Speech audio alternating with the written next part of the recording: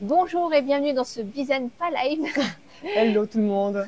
Comment vas-tu Claudia? Super bien, on a la chance d'être au Regina à Biarritz qui nous accueille pour ce Bizen Live, donc c'est chouette. Yes, merci beaucoup à cet hôtel magnifique. Donc on vous retrouve aujourd'hui pour une nouvelle rubrique sur votre niche. Et non, on ne parle pas de la niche du chien, elle était facile. Hein. Ouais.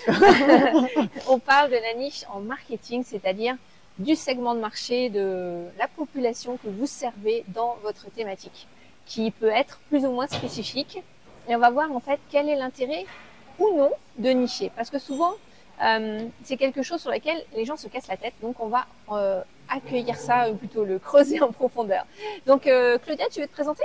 Oui, donc Claudia Jaunet, société AcroWeb. Donc j'ai ma société depuis plus de 10 ans et j'aide les entrepreneurs à être visibles sur le web en leur mettant en place des sites internet extrêmement simples à utiliser parce que mon objectif c'est de vous rendre autonome avec ce site et surtout qu'il soit utile pour vous. Yes, et moi je m'appelle Cécile Amiel et je suis coach business et je vous accompagne si vous êtes dans une activité de service et plus particulièrement dans le domaine au sens large du bien-être pour développer votre activité, attirer vos clients plus naturellement, sans stress et sans choses très pushy en marketing. Donc aujourd'hui on va parler de la niche et donc il n'y a pas très longtemps il y a une personne qui m'a dit Cécile, chercher ma niche, c'est vraiment une torture. Et ce mot, je l'ai retenu parce que je me suis dit, waouh, c'est pas la première personne à me dire que c'est compliqué en fait. Et je comprends tout à fait le challenge parce que elle, par exemple, ça faisait des mois qu'elle se triturait l'esprit pour savoir quel était son client idéal, quel était son avatar ou son persona, on peut l'appeler de différentes façons. Et parce qu'on lui disait effectivement qu'il fallait nicher, c'est-à-dire être très spécifique sur le type de client qu'on veut accompagner. Et donc, elle tournait ça dans tous les sens. À chaque fois qu'elle reposait la question, elle trouvait une nouvelle niche, ce qui lui posait vraiment problème. C'est pas facile. C'est peut-être votre cas aussi. Quand on est dans les premières années d'activité, eh bien, c'est très compliqué de nicher et c'est normal. Pourquoi? Parce qu'on n'a pas encore d'activité justement. On n'a pas encore suffisamment de clients, on n'a pas encore de régularité dans le trafic qui vient à nous. Et du coup, les premières personnes qui viennent à nous, c'est des personnes qui sont dans notre entourage et ça peut être des personnes qui sont dans des activités totalement différentes pour des problématiques totalement différentes. Et en vrai, c'est ok parce que comme on est dans les premiers mois ou les premières années d'expérimentation, enfin souvent les premiers mois, hein, quelque part on doit se confronter à ça pour savoir avec qui on aime bosser, avec qui on aime travailler, qui on aime accompagner. Moi, quand j'ai démarré, je savais que je voulais accompagner des parents, donc à l'époque j'étais dans la parentalité, mais je connaissais pas encore très bien leurs problématiques. Donc tant qu'on n'a pas été confronté à un certain nombre de clients et de problématiques, on ne sait pas vraiment comment les servir au mieux et sur quoi surtout on va les accompagner. Donc ça c'est tout à fait normal. Et donc est-ce qu'il faut nicher à ce moment-là? Que vous ayez on va dire un type de personne au sens large que vous voulez servir et vous expérimentez. Mais après, c'est avec le temps en fait que vous allez pouvoir vraiment découvrir quel est ce client idéal. Vous allez pouvoir découvrir qui c'est que vous aimez le mieux servir, et surtout quel type de personne vient à vous le plus naturellement parce qu'elle résonne avec qui vous êtes en fait et avec ce que vous avez à proposer. Donc la niche en fait au départ c'est normal de pas trop la trouver, il faut pas trop se focaliser sur le but de spécifier, il faut se dire que ça va venir en faisant les premiers pas et en servant vos premiers clients. Et c'est au bout d'un moment que vous allez pouvoir affiner votre niche. Donc, est-ce que ça dépend pas aussi des produits que tu as, des prestations? Est-ce que certaines prestations que tu as, c'est plus facile à nicher dès le début que d'autres? Oui. Alors déjà, il y a une question de... Alors, est-ce que c'est plus facile? Je sais pas. Est-ce que ça dépend de la maturité de ton marché? Oui. D'accord, ok. Parce que quand tu es sur un marché où il y a beaucoup de monde, d'accord, si tu niches pas suffisamment, là, ça va être plutôt pourquoi il faut nicher. Parce que si tu es sur un marché super large, où il y a énormément de concurrence, entre guillemets, ou de personnes qui font la même chose que toi, si tu niches pas suffisamment le type de client, tu vas être une goutte dans l'océan, en fait. D'accord. Par contre, si tu es sur un marché moins mature, c'est-à-dire où il y a moins de concurrence, moins de monde, alors ça peut être dangereux parce que s'il y a moins de monde, il y a peut-être pas le marché, justement. Oui, aussi. Mais bon, admettons qu'il y ait le marché et que le marché soit un peu plus... un peu moins mature, effectivement, ce qui va faire une différence, c'est pas forcément le type de personne que tu veux accompagner. Tu peux avoir un marché où tu vas toucher plus de monde différent, mais avec une offre, une solution spécifique. Idéalement, c'est d'avoir les deux, d'accord, de nicher et d'avoir une offre spécifique. Et ça, nous, on accompagne là-dessus. S'il y a beaucoup de monde qui fait la même chose que toi, ben oui, nicher, c'est une bonne idée. Maintenant, il y a plusieurs façons de le faire. Souvent, quand on veut nicher, on va vous dire qu'il faut créer votre avatar. D'accord? Donc, votre avatar, c'est quoi? C'est en fait des données démographiques. C'est une fiche d'identité pratiquement d'une personne qui est votre client type idéal. Et souvent, vous lui donnez un prénom, vous donnez des données démographiques. Donc, par exemple, j'accompagne Elodie qui a 35 ans, qui a 2 enfants et demi, qui vit à Tassin-la-Demi-Lune en banlieue lyonnaise et qui fait du yoga et voilà, qui vit dans une yourte. Voilà. Alors ça, c'est une façon d'approcher les choses, mais moi, je trouve ça un peu stéréotypé, honnêtement.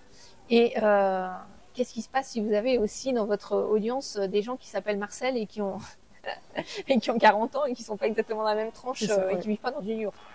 donc, ce qui est plus important, c'est de savoir finalement quelles sont les valeurs, et ça va être plus transversal, quelles sont les valeurs de la personne que vous avez envie d'accompagner. L'approche par les valeurs, c'est vraiment puissant parce que vous allez vous détacher un petit peu de ces données démographiques qui sont un petit peu stéréotypées et vous allez finalement raisonner avec des personnes dans votre audience qui ont les mêmes valeurs que vous. Et ça, déjà, c'est une autre façon de se nicher, entre guillemets, qui est beaucoup plus puissante et beaucoup plus différenciante et qui va vous aider à identifier quel est votre client idéal, mais plus par affinité sur des choses communes. Et du coup, ça peut être une personne qui a 35 ans, mais ça peut être aussi une personne qui a 50. Ça peut être une personne qui est en activité, une autre qui est salariée, une qui est entrepreneur. Enfin, il peut y avoir d'autres moyens de trouver des points communs que cette histoire de démographie et c'est beaucoup plus puissant. Et oui, par rapport à ça, c'est vrai que tu m'as accompagné sur tout ce qui est pour créer ma niche et mon avatar. Et c'est vrai qu'avant de te connaître et avant que tu me formes par rapport à ça, moi, ce qu'on me disait, c'était les données démographiques, hommes-femmes, l'âge, secteur géographique, secteur d'activité. Et au final, j'avais plus l'impression de remplir des cases sans aller vraiment en profondeur. Oui. Et au final, mon avatar était pas forcément une personne, mais qui correspondait en fait à mon client. Je sais pas comment expliquer. Et le fait de travailler sur les valeurs, ben oui, je peux accompagner autant des hommes que des femmes, quel que soit l'âge. Et c'est plutôt la même chose. Et là, par contre, on va vraiment en profondeur. Et là, je me retrouve vraiment avec les clients que j'ai envie d'accompagner. C'est plutôt la même chose. Oui. Et je trouve que malheureusement, dès qu'on fait des recherches sur Internet, etc., beaucoup de personnes vont s'arrêter à ces fameuses données démographiques qui, pour moi, en fait, ne sont pas l'essentiel. Oui, c'est ça. Donc, nous, on travaille avec les valeurs, on travaille avec les archétypes de Carl Jung, notamment, et c'est hyper puissant parce qu'effectivement, ça permet d'entrer en résonance sur des choses beaucoup plus émotionnelles aussi, pour capter, en fait, l'attention des gens et raisonner avec ce qui, eux, les appelle aussi. Mais encore une fois, il y a une question d'expérience. Moi, quand j'ai démarré il y a 11 ans, j'aurais été incapable de définir un avatar aussi finement que je le fais aujourd'hui. Aujourd'hui, je sais avec qui j'ai envie de travailler. C'est beaucoup plus facile, ma niche, elle a beaucoup évolué. Aujourd'hui, par exemple, je peux cibler beaucoup plus parce que j'ai l'expérience et parce que je sais que j'ai envie de travailler. Alors, il y a deux choses, deux composantes. La première, c'est que, comme je l'ai dit tout à l'heure, c'est une question de marché large. Moi, je suis sur le marché, par exemple, du coaching marketing et il y a énormément de monde. Donc, j'ai choisi de m'adresser à une cible plus spécifique qui sont les professionnels du bien-être et les gens qui sont dans le coaching. Mais j'ai pu faire ça pourquoi? Pour deux raisons. La première, une question de marché, et la deuxième, c'est parce que j'ai suffisamment d'expérience derrière moi pour avoir accompagné plus de 800 clients, qui fait que aujourd'hui, je sais le type de personnes que j'aime bien accompagner, et je peux même aller encore plus loin dans ma niche, c'est-à-dire que j'accompagne plus spécifiquement ces gens-là, mais aussi des gens qui sont pragmatiques et qui ont une certaine ouverture, évidemment, à la spiritualité, à l'énergétique, mais qui sont aussi des personnes qui sont dans l'action. C'est-à-dire qu'ils ont envie de développer leur activité comme étant une vraie activité à plein temps et pas une activité de loisir. Donc parce que il peut y avoir des gens qui font des formations en thérapie et dans le bien-être, mais qui vont pas forcément en vivre, n'ont pas cette volonté. Donc là, c'est pas notre cible à nous. Donc voilà. Donc on peut être encore plus spécifique quand on a l'expérience et quand on a déjà appréhendé ça. Bon, moi, c'est un peu la vie qui m'a aussi guidée à accompagner ce genre de personnes avec des rencontres, etc. Mais voilà, on peut être plus spécifique et c'est bien parce que quand tu connais bien ta cible, qu'est-ce qui se passe? Tu peux lui parler beaucoup plus spécifiquement. C'est pour ça que c'est important de connaître qui elle est, qui est ta cible. C'est pour ça qu'on demande de spécifier. Parce que derrière, par exemple, quand tu as défini un type de personne que tu aimes bien accompagner, bah, tu vas parler dans un langage qu'elle comprend, tu vas pouvoir connaître un peu tous les aspects de sa vie et parler dans son langage et la personne va se reconnaître quand tu parles d'elle. Elle va se dire, bah tiens, Cécile, quand elle parle de moi, c'est exactement, je me sens concernée en fait. Et si je dis, je suis coach en marketing et je m'adresse à tous les gens qui ont une activité de service, bah, je vais forcément attirer des gens potentiellement avec qui j'ai pas forcément envie de travailler non plus. Par exemple, il y a une époque, Oui, aussi, je me souviens, il y avait il y avait une personne dans le BTP qui m'avait contacté. Donc déjà, j'étais pas super, enfin, le secteur en lui-même, c'est pas quelque chose qui me passionnait, d'accord. Mais en plus, je suis pas sûre que j'aurais été la meilleure personne pour accompagner cette personne parce que j'ai pas forcément une connaissance de son marché. Alors, j'en ai pas forcément besoin, honnêtement, dans le marketing. C'est elle qui va faire le travail, finalement, de découverte, puisque c'est elle qui va œuvrer dans ce marché-là. Mais quand même, c'est bien d'avoir une notion aussi du marché des personnes que vous accompagnez. Et c'est vrai que maintenant, du fait qu'on travaille avec des gens qui sont dans le bien-être et dans la thérapie, etc., bah, on connaît leurs problématiques, on connaît ce qu'ils vivent, on connaît un petit peu ce à quoi ils sont confrontés au quotidien. Et donc, c'est beaucoup plus facile de savoir quelles sont les questions qu'ils se posent et d'y répondre pour les aider. Oui, de s'adapter, de travailler avec eux. Et ce que tu dis aussi, c'est que ce qui se passe aussi quand on niche, ben, ça évite aussi d'attirer des personnes qu'on ne veut pas. Oui. Et ça paraît bête, mais ça nous évite de perdre du temps avec ces personnes-là, ou alors de dire oui à des contrats qu'on a au fond de nous pas envie, et qu'on dit oui quand même, et qui peut par derrière avoir des problématiques voilà, autres de clients, de trésorerie, tout ce que tu veux. Oui. Et c'est vrai que le fait de nicher, enfin pour moi en tout cas, c'est vraiment ce que j'ai vu. Aujourd'hui, j'attire vraiment les clients avec qui j'ai envie de travailler, et surtout que je peux aider. Exactement, c'est hyper puissant parce qu'il y a une forme d'alignement à travers ça et c'est super puissant.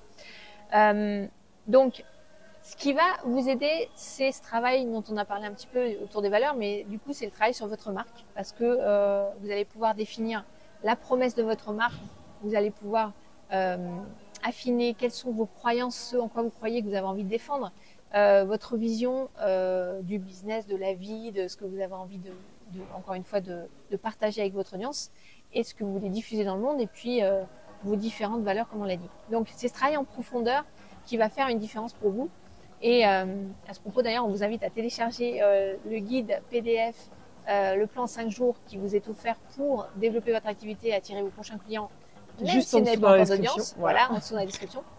Et voilà.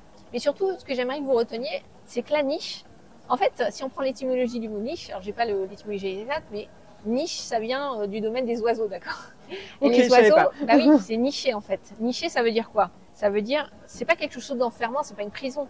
Un oiseau, quand il fait son nid, c'est pour accueillir des oisillons, d'accord? Donc en gros, il se crée un cocon pour accueillir ces oisillons. Donc c'est comme un nid quand on veut nicher en marketing. Eh bien, c'est un cocon pour préparer finalement l'accueil de ses clients. C'est-à-dire, c'est un environnement propice pour que ces clients, vos clients, ils se sentent à leur place et qu'ils se sentent, encore une fois, bien dans le cocon avec vous, d'accord? Donc, c'est un endroit où vous allez vous sentir chez vous, c'est un endroit qui va vous ouvrir à des opportunités et pas l'inverse. Et donc, c'est pas parce que si vous nichez, on peut quand même déplacer sa niche et c'est par l'expérience qu'on va faire ça. Donc, ce que je veux dire, c'est que c'est pas enfermant et c'est pas quelque chose de permanent. Vous pouvez très bien nicher un endroit, d'accord? Donc choisir votre niche, votre cible de client idéal, en partant de quelque chose, parce qu'il faut bien démarrer. Vous allez commencer à attirer des gens sur cette thématique-là, sur cette problématique qu'ils vivent, ces gens-là. Et derrière, ça va attirer d'autres personnes. Vous allez voir que ça va pas être enfermant, ça va au contraire vous ouvrir des opportunités. Mais ça vous permet de mettre le pied à l'étrier en quelque part. Si vous ne faites pas ça, eh ben, vous allez rester au sol et vous n'aurez jamais, finalement, vous aurez effectivement tout type de clients et ou voire personne. Pas du tout. Voire personne. C'est vrai qu'en tant qu'entrepreneur, quand on nous parle de niche, hein, bon, on l'a tous entendu, et au premier abord, ça fait peur de se dire oui, mais si je niche, je vais peut-être passer à côté de certains clients. Ouais. Par exemple, voilà, nous, On travaille surtout avec les personnes du bien-être, thérapeutes et coachs. Au premier abord, on pourrait se dire ouais, mais si je fais que ça, je vais louper des ventes. Eh bien non, pas du tout. Moi, ça ne m'empêche pas de créer des sites internet dans le BTP par exemple ou autre. Il n'y a pas de souci là-dessus. Mais c'est pas du tout ce que tu disais en fermant, c'est pas du tout une prison. Et il faut vraiment le penser que il faut vraiment le faire. Ça va pas vous empêcher. Par contre, à l'inverse, et ça tu le dis régulièrement dans nos accompagnements, si on parle à tout le monde, on parle à personne. Oui. Et là-dessus, toute votre communication, si elle est basée, votre stratégie de parler à tout le monde sans nicher, ben, ça va résonner dans aucun entrepreneur, dans aucun client. Et du coup, en effet, là, par contre, vous avez un risque de ne pas vendre, de ne pas avoir de prospects, quoi. Oui. Alors, la peur qu'il peut y avoir derrière, petite parenthèse, mais qui est importante, c'est justement d'être aussi rejeté. C'est-à-dire Oui. de pas en parlant à une certaine audience, c'est quelque part, on va donner aussi notre avis sur des choses, on va se positionner. Et ça, il y a beaucoup de gens qui ont peur de se positionner parce qu'ils ont peur aussi de la critique et d'être rejetés par d'autres personnes parce qu'ils se sont positionnés sur un axe, etc. Et il faut vous dire que de toute façon, si vous voulez contribuer à développer votre activité, contribuer dans le monde à travers ça et aider des gens, ben, à un moment, il faut avoir une visibilité. Et pour avoir une visibilité, vous avez besoin de vous positionner. Et ça ne veut pas dire d'avoir des avis tranchés sur tout, d'accord, mais vous pouvez avoir des avis sur ce en quoi vous croyez dans votre thématique. C'est important de le partager ça, parce que sinon, comment vous voulez que la personne vous distingue d'un autre coach ou d'un autre thérapeute si vous n'offrez pas un angle d'accroche avec la personne qui est en face de vous, qui est qui vous êtes, qu'est-ce que vous défendez comme idée. Et ça, c'est important de le mettre en avant, en fait. Parce que vous allez voir que vous allez avoir plus de monde que vous ne croyez qui partagent les mêmes idées que vous, même si dans votre entourage proche, c'est pas le cas. Est-ce qu'on peut avoir plusieurs avatars, justement? Alors oui. Est-ce que c'est une possibilité? Et comment on fait, justement, par rapport à ça? Alors, moi, je conseille d'en avoir un principal quand on démarre.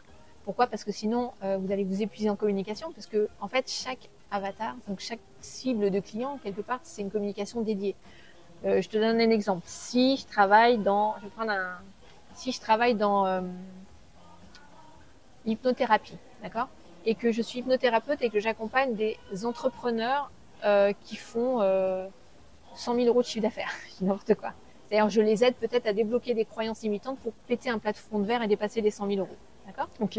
Ça, c'est un type d'avatar. Si maintenant je suis hypnothérapeute, toujours les mêmes personnes, mais que j'accompagne des personnes qui sont des femmes, qui sont des mamans, par exemple, qui ont accouché il n'y a pas très longtemps et qui veulent reprendre une activité professionnelle. On est d'accord que c'est deux avatars complètement différents. Oui. On est d'accord que la façon dont je vais communiquer à la maman qui vient d'accoucher de l'entrepreneur qui a 100 000 euros et qui veut dépasser, faire péter son plafond de verre, ça va pas être la même. D'un autre côté, je vais peut-être parler des couches et des biberons et de la difficulté pour elle, peut-être, de reprendre une activité parce que ça demande de laisser son bout de chou à peut-être une nourrice ou à une nounou ou à la crèche. Voilà, mais si je dis ça à un entrepreneur qui veut faire péter le plafond vert, il va me regarder en l'air de dire de quoi elle me parle. Ouais, non, c'est clair. D'accord, donc le problème, c'est que si on s'adresse à deux cibles qui sont complètement différentes comme ça, ou même qui sont proches, hein, mais qui ont des problématiques différentes ou un contexte de vie différent, bah, dans ma communication, comment je vais pouvoir communiquer? Enfin, ça veut dire que je dois faire deux communications parallèles, ça veut dire 2 fois plus d'énergie à mettre dans ma communication. Déjà que communiquer sur un avatar, ça demande du temps et de l'énergie. Si vous le faites sur deux, ça complique encore ça complexifie les choses. D'ailleurs, parmi nos clients, on a déjà eu des clients qui sont arrivés, ils avaient plusieurs offres, plusieurs avatars. Donc, bien sûr, on peut être multipotentiel, multifacette. Enfin, il y a des gens, oui. Même moi, j'aime pas faire tout le temps la même chose, etc. Donc, il y a des solutions pour contourner ça et pour faire en sorte que vous n'ayez pas l'impression d'être prisonnière ou prisonnier une cible client spécifique qui va vous enfermer. Vous avez l'impression que ça va vous enfermer. Mais au contraire, il faut juste comprendre que ça va vous ouvrir des opportunités parce qu'il faut bien commencer par quelque chose et que vous n'êtes pas encore une fois obligé de rester sur cette cible toute votre vie, d'accord? Oui, aussi, on peut aussi évoluer et changer, oui. Et deux, commencer par mettre votre énergie sur un type de cible pour avoir des résultats et derrière, vous pouvez ouvrir éventuellement un deuxième type de... Mais il faut juste prendre conscience que chaque type de clientèle, avec des profils différents, des problématiques différentes, des besoins et des résultats, des désirs de résultats différents, bah, ça va amener finalement un nouveau tunnel ou un nouveau canal d'énergie que vous allez mettre dessus qui va vous demander du temps à développer. Donc, moi, je suis plutôt favorable pour que vous mettiez votre énergie au départ sur un type de client qui est celui le plus proche de vous, entre guillemets, dans le sens où soit c'était vous avant, parce que ça oui, peut être... ça voilà. marche beaucoup. Ouais. Donc, vous avez transformé des choses dans votre vie et vous accompagnez cette personne là-dessus. Par exemple, nous, on a une cliente qui est lithothérapeute et elle accompagne des personnes endeuillées qui ont perdu un enfant. Enfin, notamment, mais des personnes endeuillées en général. Pourquoi? Parce qu'elle-même a perdu un enfant. Et évidemment qu'elle est bien placée pour savoir ce que vit un parent qui a perdu un enfant. Et elle est bien placée pour en parler. Donc voilà, ça ne veut pas dire qu'elle accompagne pas d'autres types de personnes. Aujourd'hui, elle ouvre à d'autres personnes, mais ça, c'est un peu le cœur des gens qu'elle peut accompagner et où elle a une autorité directe et une crédibilité. Et c'était elle avant, enfin c'est toujours elle, mais je veux dire avec quelques années d'avancement dans ce qu'elle a vécu et du coup elle est bien placée pour aider les gens, accompagner les gens là-dessus. Donc ça c'est un exemple, c'est soit vous avant ou soit ce que vous avez vécu qui a fait que voilà vous avez vécu. Soit c'est un choix délibéré par rapport à vos compétences ou à vos envies ou au type de personnes qui viennent à vous aussi et vous dites ouais c'est vraiment chouette de travailler avec ces personnes-là. Donc c'est comme ça que ça va s'affiner en fait. Donc en conclusion, faut pas vous stresser par rapport à la niche. La niche c'est une bonne idée si tu as déjà quelques mois d'expérience, tu as commencé à accompagner des clients, de nicher plus spécifiquement, mais si tu ne l'as pas au départ, commence à accompagner différents types de personnes pour apprendre à les connaître, pour finalement te former aussi, parce que quand tu coaches ou quand tu accompagnes les premiers mois, les premières années, tu es encore quelque part un bébé, un bébé coach. Hein. C'est par l'expérience que tu apprends ton métier. Et donc, plus tu vas accompagner de personnes, en vrai, plus tu vas gagner en expérience et en autorité et justement pouvoir affiner ta niche. Donc, si tu peux pas aujourd'hui cibler précisément, commence déjà par ça, par faire ton expérience, par partager ce que tu fais de la meilleure façon, en partant de toi, ton essence, tes valeurs, qui tu es, de montrer quelle est ton approche, d'assumer aussi tes singularités, de les intégrer dans ta méthode, d'accord? Ça va faire un angle de différenciation pour les gens. Et observe qui vient à toi avec le temps. Tu vas pouvoir affiner ensuite qui tu as envie d'accompagner, comment tu le fais le mieux en fait, qui avance vraiment grâce à toi, c'est-à-dire qui a des résultats grâce à toi. Parce que, encore une fois, je te donne un exemple, si moi, par exemple, j'accompagne des personnes et que je me rends compte qu'elles ont beaucoup de mal à passer à l'action parce qu'elles ont des blocages émotionnels ou vraiment importants ou des croyances ou des peurs, c'est clair que je vais mettre plus de temps à accompagner cette personne qu'une personne qui a un peu moins de blocage personnel qui fait qu'elle est prête en fait à déployer son business. Donc, ça ne veut pas dire que j'ai pas envie d'accompagner les personnes qui ont des blocages, hein, c'est pas la question. Mais c'est vrai que par rapport au passage à l'action, il peut y avoir beaucoup de choses à défricher à l'intérieur. Et dans ce cas-là, peut-être que la personne, il vaut mieux qu'elle aille voir quelqu'un déjà qui va l'aider à transcender ses blocages, à dépasser ses peurs, à les accueillir et à les traverser, pour derrière être prête à démarrer son activité. Et voilà. Et du coup, ça va être plus facile pour moi, évidemment, d'accompagner cette personne une fois qu'elle a déjà enlevé ce sac à dos lourd qu'elle avait sur le dos là, avec tous ces poids de son passé qui font qu'aujourd'hui elle a peut-être du mal à démarrer ou à appliquer ce qu'on lui partage. D'accord ? Donc voilà. Donc il y a des gens que tu vas voir, ça va être plus facile d'accompagner certaines personnes dans ton domaine que d'autres. Et c'est normal et c'est ok en fait. On peut pas être le meilleur coach pour tout le monde en vrai.